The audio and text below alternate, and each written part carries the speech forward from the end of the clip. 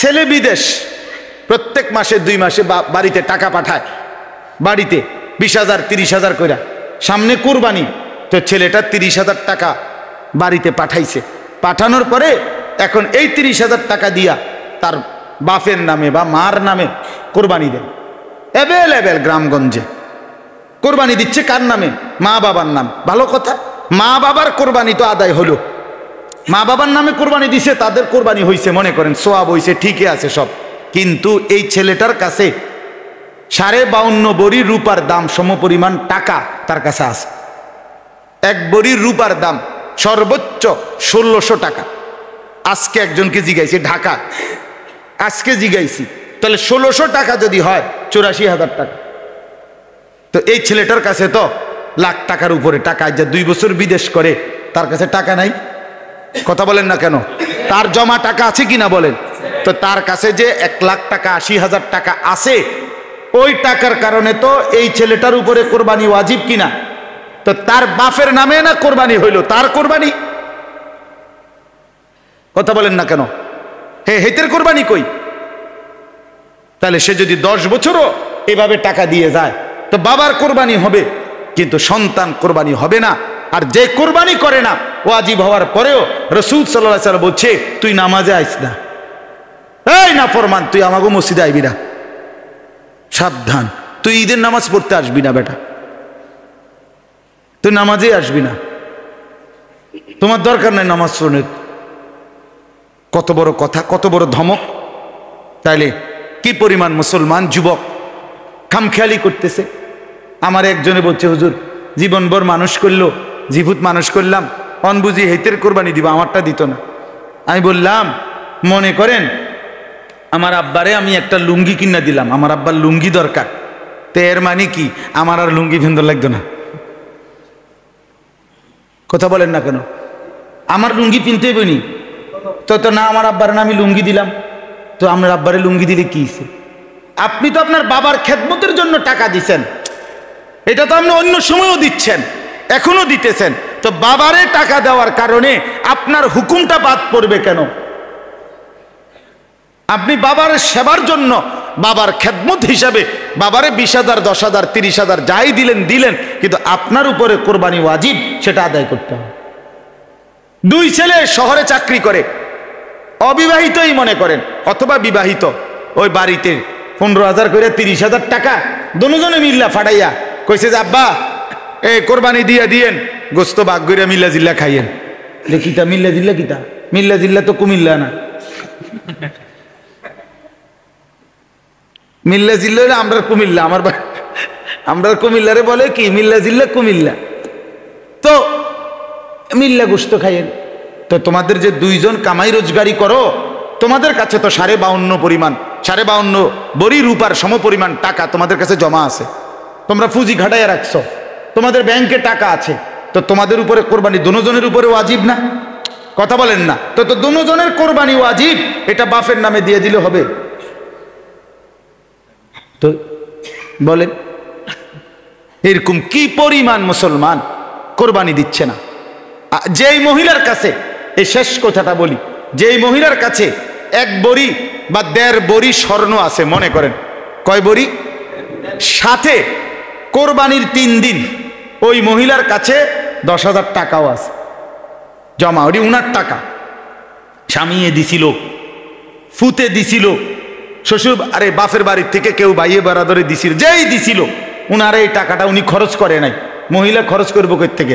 সংসারে তো স্বামীই খরচ করে, তো মহিলার কাছে এই জমাটা আলমারিতে, ভ্যানিটি ব্যাগে, কোথাও এটা তার কাছে জমা আছে অতিরিক্ত। তাহলে এখন 1 বড়ি 1.5 বড়ি স্বর্ণ আর ওই যে জমা টাকাটা মহিলার, এই কোরবানির 3 দিন, 10ই জিলহজ যেদিন কোরবানি আমরা দেই ওইটারই কয় কি 10ই জিলহজ, কথা বুঝছেন কিনা?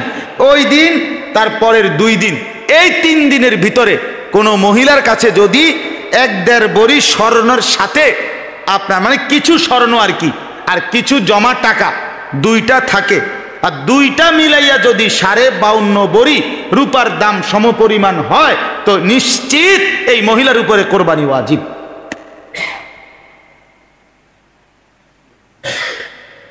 ঠিক কিনা? তো এখন এটা তাহলে কি পরিমাণ মহিলার উপর কোরবানি ওয়াজিব বলে?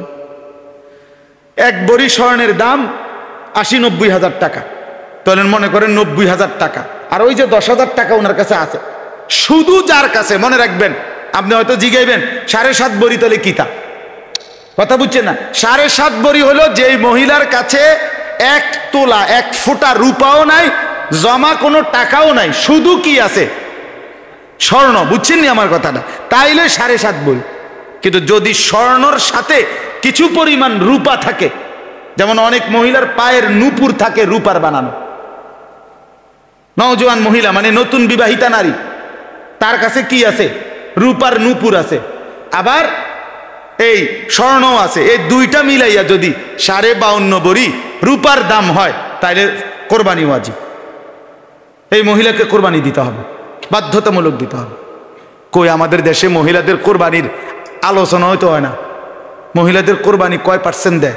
আপনি বললে আর দমক দিবে, তা বেডি বোঝো না হোজো না কিছু, তুমি না রুডি না বেলবা, তুমি তোমার কি দরকার কোরবানি এই সমস্ত বিষয় লইয়া মাথা কামান, যেটা আমি বুঝি না তুমি কি বুঝবা? মহিলারে দমক দিয়ে লাগাই দিছে রুডি বানানি। মহিলা বুঝিয়ে জীবন রুডি বানাই শেষ, মহিলার খবর নাই। কথা বলেন না কেন? মহিলা হাসরের ময়দানে যাবে না? আহা, তো এই মহিলাকে বঞ্চিত করলেন কেন? তাকে দিন শিখাইলেন না কেন? তাকে জানাইলেন না কেন? আল্লাহ আমাদেরকে মাফ করে দেন। এই জন্য বাপ আমার অনুরোধ হইল, ইদানিং কালে এই প্রায় দেখি এটা মানে জাকাত, আমি আলহামদুলিল্লাহ চেষ্টা করছি আমার মসজিদে একবারে জাকাতের মাসআলা দাগ নম্বর খতিয়ান নম্বর BS-CS খুললা বুঝাইতে, একদম সোজা বলছি, কোনো সদবদন নাই, সোজা বইয়া বইয়া বুঝবেন, ভাঙ্গা ভাঙ্গা বুঝবেন, একটা লাইনে লাইনে বুঝবেন। জাকাত দিতে হবে। জাকাত কেন দিবেন না? রাসূলুল্লাহ সাল্লাল্লাহু আলাইহি সাল্লাম বলছেন, জাকাত অনাদায়ী, যে জাকাত ফরজ হলো দিল না, হাসরের ময়দানে হাসরের মাঠেই তার সম্পদ আগুনের মধ্যে পুরাইয়া জাহান্নামে চাক্কা বানাইয়া ফুটবলের মতো গোলাকার বানিয়ে তাকে হাসরের ময়দানে বিচার চলাকালীন অবস্থায় কসম খোদার জাকাত না দেওয়া সম্পত্তিগুলোকে পুরাইয়া আগুনে তারপরে তার কপালে, কোমরে, পিঠে দাগ লাগানো হবে। কয়দিন? কমপক্ষে 50,000 বছর। কারণ হাসরের ময়দানের একদিন কয় বছর? একবার মেশকাতে এই হাদিসের মধ্যে এটা আছেই, ফি ইয়াউমিন কানা মিকদারুহু 50,000 সানা, কোরআনের ওই আয়াত আছে। তাইলে জাকাত আপনাদেরকে একটু কষ্ট দিছি, রাত হইছে, কিন্তু বিষয়টা আপনারা মনে রাখেন। নামাজ রোজার ব্যাপারে আমাদের মোটামুটি আগ্রহ আছে আলহামদুলিল্লাহ, কিন্তু জাকাত, কোরবানি, হজ, আপনি বলবেন কেউ না কেউ তো দেয় না, কেউ না কেউ দেয়, এটা কথা না। আমার কথাটা বুঝছি না, আবারও বলছি, হজ কিছু লোক তো যায় না, না এটা কথা না, এটা কোনো ফরজে কেফায়া না যে আমরা এলাকার থেকে কিছু লোক গেলে বাংলাদেশের থেকে তাইলে সারবো, এটা কি ফরজে কেফায়া? জাকাত কি ফরজে কেফায়া? তো তাইলে এই জন্য জাকাত, কোরবানি, হজ, আমার ওলামায়ে কেরাম যারা আছেন হাত জোর করে আমারও অনুরোধ আপনাদের কাছে, ইমাম সাহেবান আরেকটু বিস্তারিত এই মাসআলা বলবেন, এটা আমার একটা আবেদন। আমি এই কয়দিন টানা বলে যাচ্ছি সবার কাছে, এটা একটু ভাঙ্গে বলা দরকার মুসলমানকে। বিস্তারিত ফতোয়ার কিতাব দেখে মাসআলার কি অর্থাৎ কার উপরে ফজিলত, তো বললাম অনেক ফজিলত, অনেক ফজিলত। আল্লাহ রাসূল সাল্লাল্লাহু আলাইহি সাল্লাম বলছে, হজ একদম মায়ের পেটের বাচ্চার মতো মাসুম বানায় দেয়।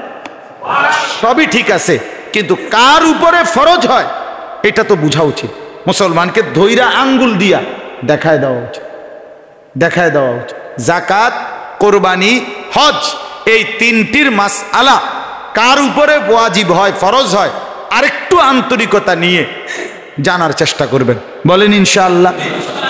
কমপক্ষে সহজ বুদ্ধি হইল, শেষ বুদ্ধি হইল, একজন হক্কানি মুত্তাকি আল্লাহওয়ালা মুফতি সাহেবের কাছে, আলেমের কাছে আমনের ব্যক্তিগত সম্পত্তিটা মিছা কথা না কইয়া কদ্দুর শুনাইবেন, কদ্দুর